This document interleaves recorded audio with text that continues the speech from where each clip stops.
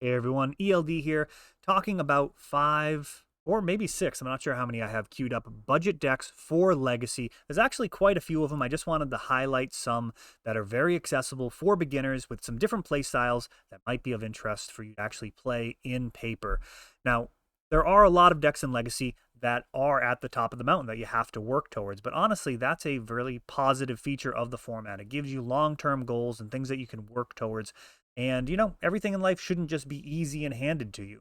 Sometimes you start out with the deck like Burn, our first deck here, and work your way up. Now, one of the fun things about Burn is it does segue into Blue Red Delver, which is one of the best decks in the format. Previously, that deck was a lot easier to get into. Currently, it's actually running 4 Volcanic Islands, so that is more of a long-term goal for many people, but a deck like Burn will allow you to get to the table, play against a ton of different types of decks, figure out what you enjoy the most about the format, and then work towards that. It may be aggro, control, combo, prison, who knows, but you're going to get the experience, and it's going to have that play style of just going right for the throat and experiencing the types of plays that Legacy has to offer, potentially winning on like turn 3. And honestly, I mean, 200-300 bucks for this deck. Eidolon's a little expensive now, but overall, this deck incredibly affordable and a great starting point.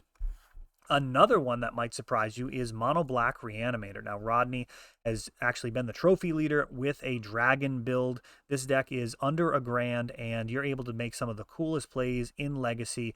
Dark Ritualing into first turn wins, and being just a general dangerous deck to play against, putting the pressure on your opponent to have answers or potentially just die out of nowhere. Gristlebrand, World Gorger Dragon, and a whole bunch of other fun reanimate targets make this a really solid choice that doesn't require dual lands, and that swamp mana base is actually pretty resilient versus hate that you might be up against. Up next, we have Oops All Spells. Now, this deck is really even faster than Reanimator, if you can believe that. This is aiming to go off on the first turn.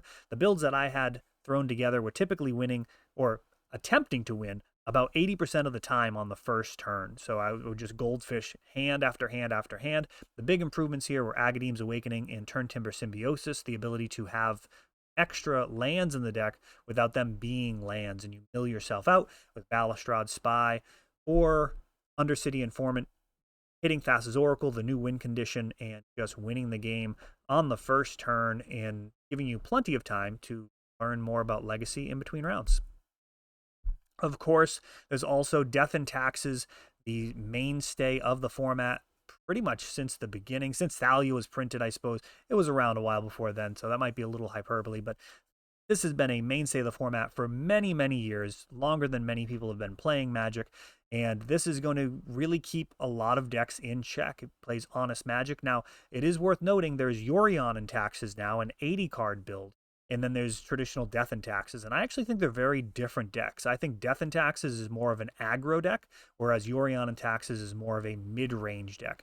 You're going to have more access to Thalia, you're going to see your Wastelands more often, and the deck overall is just more consistently doing what, well, doing what it does. Maybe you want to be doing stuff that Yorion does, and that can give you something else to aim for as you acquire your Solitudes and some of the other pricier cards that you'll need to play the 80 card list. But for starters, you can definitely have a lot of fun and challenge against pretty much everything with Death and Taxes. It's worth noting that this is actually a really difficult matchup for Reanimator. It does not look like it on paper, but as it turns out, Death and Taxes is actually one of Reanimator's worst matchups, as it has just so many answers. Swords to Plowshares, Karakas, Thalia. Once the board state starts building, it becomes harder and harder for a Reanimator deck to build. So even though it seems like one of the decks should just win on the first turn every time, in practice, it doesn't always go that way, and Death and Taxes gives a lot of decks a very difficult time. Analyst Dredge is another one that is very affordable. Now, this deck is a little bit of a meme.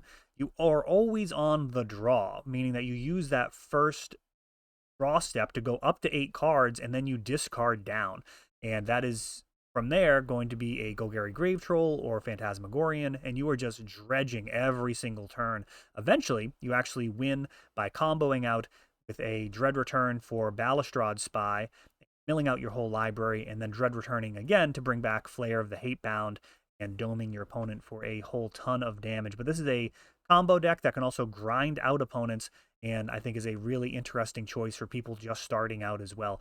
once you play this for a while and you build your way into the format, it's the type of deck that doesn't have a ton of overlap. So like many of these decks, you might keep this aside and be able to hand to somebody that wants to test out the format and give them something that they can just join in the fun.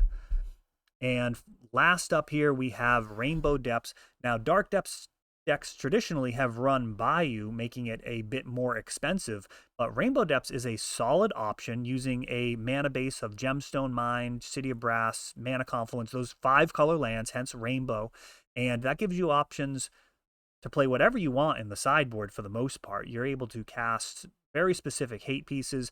If you want, you could play a card like Deafening Silence in there, just whatever you want out of the sideboard. And then in the main deck, you're able to combo out using all sorts of different things, including Fling, which is a really fun answer to their answers. So you could run something like Not of This World. If they have like a Caracas, they can try and bounce your guy, and then you could respond by countering that ability. Or if you have the mana, you can use Fling as a quasi counter where they try and get rid of your guy and you just fling it at their face and hit them for 20. So there's a lot of fun ways to build this deck, and I think this is also a great way to feel the power of Legacy on a budget.